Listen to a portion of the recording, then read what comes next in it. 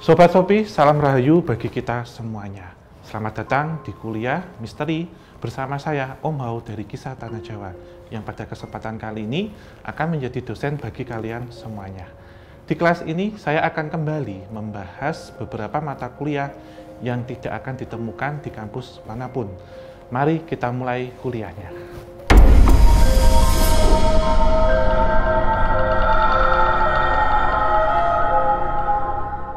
Pada mata kuliah analisis metafisika yang pertama, kita akan memasuki yaitu bab mengenai tentang spirit doll ataupun yang sering kita kenal pada saat ini yaitu boneka arwah.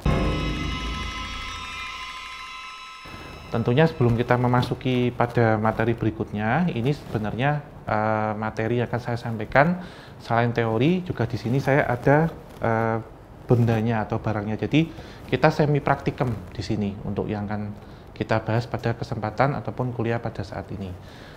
Tentunya sebelum kita masuk ke materi utama harus diketahui juga yaitu asal mula ataupun sejarah dari boneka arwah ini seperti apa. Jadi memang kalau di Nusantara sendiri kita ketahui bahwasanya zaman dahulu para nenek moyang atau leluhur kita sudah menggunakan spirit doll ini untuk berkomunikasi dengan arwah ataupun kebatinan ataupun batin dari para pendahulu atau disebut juga para leluhur.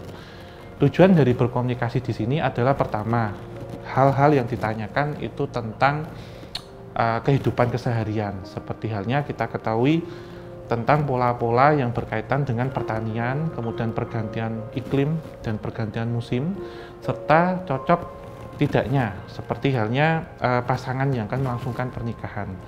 Kemudian ada beberapa pengaruh-pengaruh yang datang ke Nusantara ini, seperti halnya yang paling kita kenal, yaitu adalah cai langkung, atau pada saat ini kita ketahui namanya adalah jai langkung.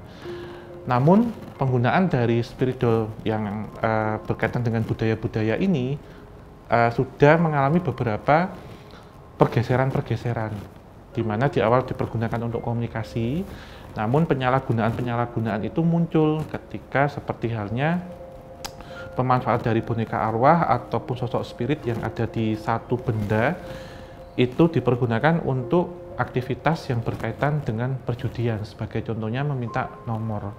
Hal ini bisa dilakukan berdasarkan data-data yang pernah ada dan juga keberadaan dari satu entitas benda, baik itu yang berbentuk patung, berbentuk seperti menyerupai makhluk hidup, ataupun benda-benda mati. Pada dasarnya itu bisa menyerap energi dari alam sekitarnya dan juga dari alam semesta, baik yang bersifat spirit, yang bersifat entitas, dan juga yang bersifat residual, yang terbagi menjadi residual energi dan juga residual memori. Sehingga benda-benda ini tidak terbatas hanya pada bentuk-bentuk boneka saja, tetapi juga pada bentuk-bentuk logam, kayu, dan bahkan lukisan dan juga batu yang kita golongkan menjadi pusaka dan juga menjadi mustika. Lantas jika kita lihat lebih jauh ya, sebelum terjadi tren seperti pada saat ini, pada masa lampaunya memang boneka di sini dipakai untuk hal-hal yang berkaitan dengan seperti hanya permainan biasa. Namun juga dalam budaya-budaya tertentu yang ada di Nusantara ini dipergunakan di sini untuk upacara-upacara adat tertentu. Bahkan untuk hal-hal yang berbau klinik ataupun mistis yang berkaitan dengan penggunaan ataupun praktek ilmu hitam. Sehingga boneka-boneka itu sering kita ketahui seperti halnya adanya boneka santet, yang mana bentuk dari boneka itu sendiri diisi dengan korin dari sasaran ataupun tujuan orang yang akan ditembak dengan santet tersebut. Kenapa itu kemudian bisa terkoneksi dengan orang yang ada di sana? Karena energinya itu yang akan dipancarkan. Jadi konsep dari boneka arwah sendiri ataupun spirit doll, spirit itu adalah batin ataupun kebatinan, dan batin ini adalah sesuatu hal yang bisa dikomunikasikan secara alam bawah sadar, secara metafisika, dan juga bisa dikategorikan bermain dengan hal-hal yang berkaitan dengan ilmu supranatural. Dalam hal ini sebenarnya bisa kita simpulkan atau bisa kita tarik, manfaatnya harus kita kaji lebih dalam dulu. Orang-orang yang tentunya di sini adalah mereka yang terpilih sebenarnya mampu cukup atau tidak ketika pengetahuan secara metafisikanya itu sudah memadai. Karena ketika ini menjadi suatu tren ataupun sesuatu hal yang bersifat ikut-ikutan, iseng-iseng belaka, ya kalau misal kita lihat boneka ini hanya menjadi sebagai sebatas mainan saja. Namun jika kemudian ini ada satu energi yang mengisi, kita harus ada satu konsekuensi dan tanggung jawabnya. Dan manfaat yang bisa kita peroleh tergantung tujuan kita. Bisa kita gunakan untuk positif dan juga bisa untuk negatif.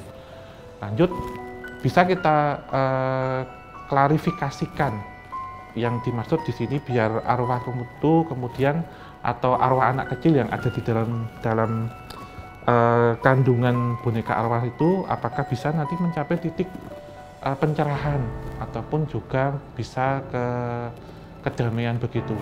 Ini nanti akan kita kembalikan pada keyakinan-keyakinan tertentu yang ada tentunya. Dan seperti halnya jika kita kaji lebih dalam ataupun kita ambil sebagai studi banding. Studi banding ini kita bandingkan itu bagaimana begitu. Seperti halnya di Indonesia, di Nusantara kita bandingkan sebagai studi banding itu yang ada di negeri Thailand.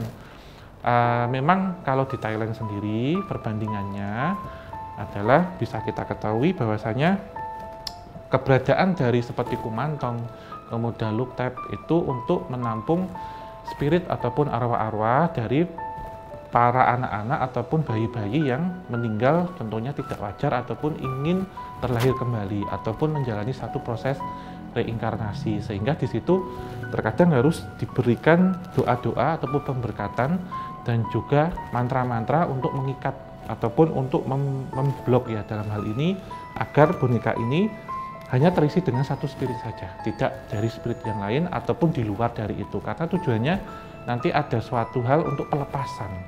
Pelepasan ini memang dimaknai dalam kepercayaan dan agama setempat. Itu juga kita harus tahu resiko dan bahaya di balik itu. Jadi anjuran ketika para sobat Sopi ya yang mengikuti kuliah pada kesempatan kali ini, ketika belum memiliki pengetahuan cukup ataupun dasar-dasar tentang metafisika dasar ataupun supranatural yang diketahui, jangan mencoba kalau saran saya, sehingga kita memang harus mempersiapkan diri. Karena alih-alih nanti ibarat kata kita kepinginnya iseng-iseng ataupun sebatas koleksi, jika salah dalam artian mengambil langkah ataupun isi yang ada di sini, itu nanti akan ada dampak negatif dan bahaya. Tentunya yang paling ringan itu sosok yang ada di dalamnya. Jika ini negatif, kita ambil kajiannya adalah negatif, itu nanti bisa memberikan satu sugesti yang tentunya negatif kepada kita, yang bisa menyetir pikiran dan pola akal kita. Kemudian resiko terburuk yang bisa terjadi adalah gangguan secara mental dan kejiwaan, karena ketika kita yang dikendalikan, maka kita akan mengikuti segala instruksi, masukan, dan juga saran ataupun sugesti dari boneka-boneka tersebut.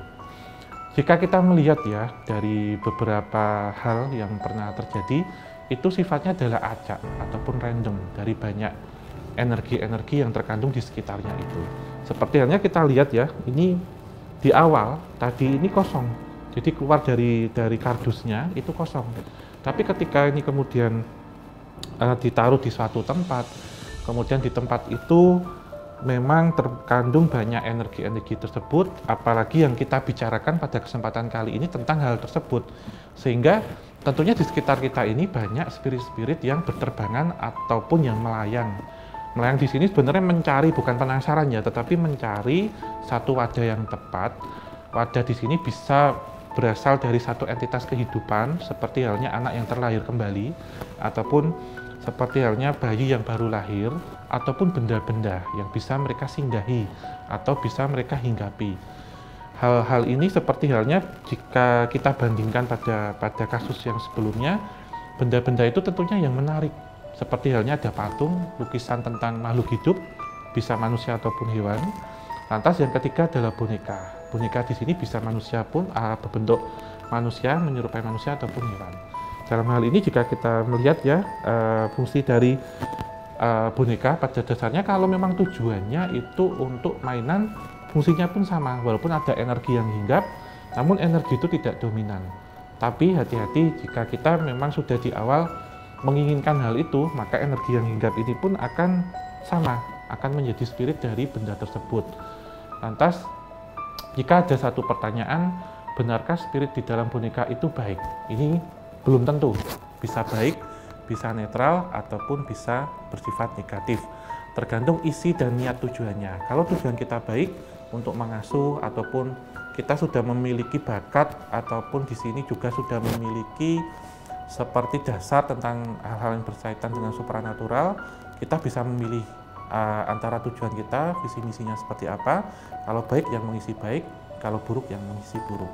Lantas contoh kasus yang berbahaya, semisal terjadi yang mengisinya itu negatif, adalah berpengaruh kepada sugesti, menyetir akar pikiran kita, dan juga berkaitan dengan keseharian kita. Ada juga beberapa seperti permainan jalangkung, jika salah, hal yang terjadi adalah mereka bisa mengikuti kemanapun kita berada. Dan juga ada sesuatu hal yang ditagih ketika saat berniat untuk mengadopsi ini kemudian lepas kontrol ataupun menyia-nyiakan, itu juga ada tanggung jawabnya. Jika di sini kita melihatnya ya, spiritual ini untuk tempat ataupun naungan atau juga dipakai untuk singgah makhluk yang dianggap kita sebagai junjungan ataupun sesuatu yang dipuja-puja. Dalam hal ini sudah mengacu pada praktek ataupun pemakaian ilmu hitam. Karena pesugihan tentunya bekerja sama atau ada satu agreement dengan makhluk astral dengan tujuan untuk kekayaan ataupun memberikan satu kekayaan kepada orang yang melakukan praktik pesugihan tersebut. Kalau disikapi di sini sebagai momong ya, ataupun diberikan amanah untuk menjaga ataupun seperti mengasuh, itu tentunya tidak, karena keberadaan dari boneka tersebut hanya sebagai singgahan, dan orang yang diberikan kemampuan tersebut tujuannya visi misinya hanya mengasuh saja, daripada beberapa spirit-spirit tersebut ataupun energi-energi tersebut nanti menjadi liar.